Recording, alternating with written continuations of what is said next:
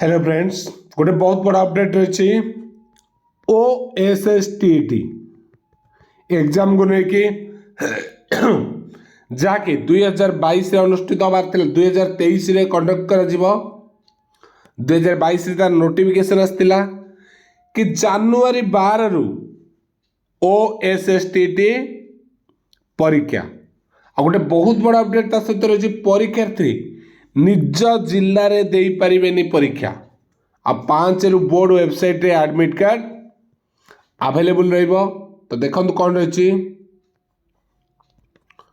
Odisha secondary school शिक्षक योग्यता परीक्षा OSSTT जानुआरी 12 तारिख रे हेबो। माध्यमिक शिक्षा परिषद बोर्ड द्वारा परिचालित यही परीक्षा रे प्रथम पेपर एवं द्वितीय पेपर उक्त तारीख पूर्वाह्न 10 टा अपराह्न 12:30 पर्यंत चलिबो।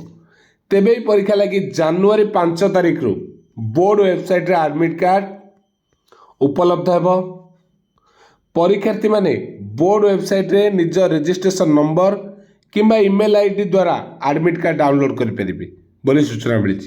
से सबुठु गुरुत्वपूर्ण कथा होची यही परीक्षा लगी प्रार्थी माने निज जिले में परीक्षा दे पारिबे नाही। कॉपी और सेंटर रे प्रियाप्रीति को नजर रखी उक्त निष्पत्ति निया जड़े अधिकारी सूचना देते। सबुठ बड़ अपडेट हूँ कौन परीक्षार्थी निज जिले में दे पारिबे नाही परीक्षा। मन करूँ आप कटक डिस्ट्रिक्ट आप डिस्ट्रिक्ट पकईथे डिस्ट्रिक्ट प्रेजेंट एड्रेस डिस्ट्रिक्ट पकईथे कटक आप कटक डिस्ट्रिक्ट रे ही एग्जाम दे पारे ना कटक डिस्ट्रिक्ट जेकोसी ब्लॉक रे भी कौन ब्लॉक रे नहीं आपन को आउ गोटे से खोर्धा डिस्ट्रिक्ट हो ढेंकानाल हो नयागढ़ हो जहाँ पाख डिस्ट्रिक्ट थी से पाख डिस्ट्रिक्ट रे ही परीक्षा देवे। और जे 5 रु बोर्ड वेबसाइट रे एडमिट कार्ड अवेलेबल रहिबो।